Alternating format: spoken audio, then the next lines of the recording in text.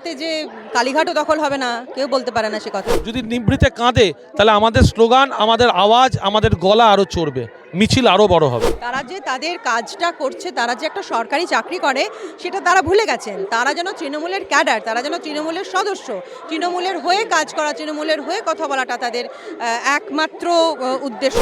দেখো, একদিনের সেটা হবে না। নির্ভয়া পুরো মিথ্যে 7 বছর লেগেছিল। এটা তো সবে ফার্স্ট শুনানি, দেখা যাক না কি হয়। কিন্তু আমার ধারণা এটাও একটা সরকারের চাল, যে এইগুলো বললে যদি দুটো মানুষ ভয় পেয়ে আর না বেরোয় বাড়ি থেকে, সেই জন্য। একজন আইপিএস কি চাপে থাকলে এই জায়গাটাতে গিয়ে বলতে হয়, সেটাও তো দেখতে হবে।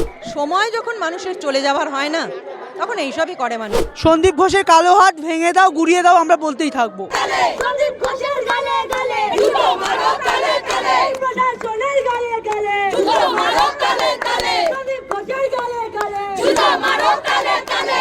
We want justice, we want justice. তোর হলো তোর খোলো বিনীত গোয়েল ওঠরে, দাঁড়িয়ে আছে আমার গতি হাত করে ছোটরে। আগামীকাল সুপ্রিম শুনানি। হ্যাঁ, ওই শুনানির জন্যই আমরা সবাই অপেক্ষা করে বসে আছি, কি হয় দেখা যাক। হ্যাঁ, তার কারণ তারা তো দলদাস না। তারা যে তাদের কাজটা করছে, তারা যে একটা সরকারি চাকরি করে সেটা তারা ভুলে গেছেন। তারা যেন তৃণমূলের ক্যাডার, তারা যেন তৃণমূলের সদস্য, তৃণমূলের হয়ে কাজ করা, তৃণমূলের হয়ে কথা বলাটা তাদের একমাত্র উদ্দেশ্য, এবং তৃণমূল থেকে তারা মাইনেটা পান এরকম তাদের ভাব। সেই জন্য তাদেরকেই তো বলতে হবে না, তারা যে তৃণমূলের ক্যাডার নন, সরকারি চাকরি, এবং আমাদের ট্যাক্সের টাকাতে কিন্তু তাদের মাইনেটা হয়। কাজেই জবাব তো তাদের কাছেই চাইবে, খারাপ কথা তো তাদেরকেই শুনতে হবে, কিছু তো করার নেই। সময় আছে এখনও, তারাও যদি শুধরে যান ভালো হয়। আমার মনে হয় না সেটা হচ্ছে, হলে পরে এত লক্ষ লক্ষ মানুষ পথে থাকতো না। যারা বলছেন হতে পারে কেউ কেউ এটা ফেস করছে, কিন্তু আমার ধারণা এটাও একটা সরকারের চাল, যে এইগুলো বললে যদি দুটো মানুষ ভয় পেয়ে আর না বেরোয় বাড়ি থেকে, সেই জন্য। সময় যখন মানুষের চলে যাওয়ার হয় না, তখন এইসবই করে মানুষ। প্রচুর ভুল কাজ করে, প্রচুর বাজে কথা বলে, সব প্রতিবাদকেই ছেলে খেলা হিসেবে ধরে, এটাই করে। যাওয়ার সময় হলে মানুষের এরকমই হয়। হবে এরকম, বহু রাত দখল হবে।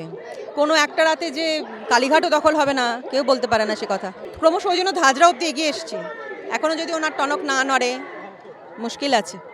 মানে থাপ্পড় পড়ছে কি না পড়ছে, তবে প্রশাসন যেটা করছে সেটা আমার মনে হয় ঠিক করছে না। তার কারণ প্রশাসন যে সেভ করার চেষ্টা করেছে যে সঞ্জীব ঘোষকে, সেটা ইট হ্যাজ বিন প্রুভড। এটা তো আমরা সবাই বুঝতে পারছি, প্রত্যেকটা জনগণ সবাই আমরা বুঝতে পারছি। তো আমরা কালকে এটার আমরা তো গণতান্ত্রিক দেশের নাগরিক, আর আমরা আইনের ওপর আমাদের পুরো ভরসা রাখা উচিত, কেন গণতান্ত্রিক দেশে আইনটাই সর্বোচ্চ ন্যায়ালয়। তো তার উপর আমাদের ভরসা আছে।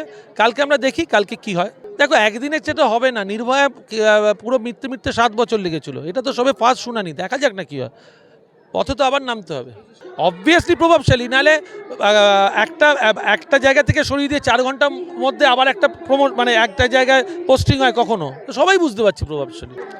অবভিয়াসলি এত মানুষ নেমেছে রাস্তায়, এত জনগণ নেমেছে দল মত নির্বিশেষে। তা সেখানে তো অবভিয়াসলি নিশ্চয়ই প্রশাসনের ওপর চাপ পড়েছে।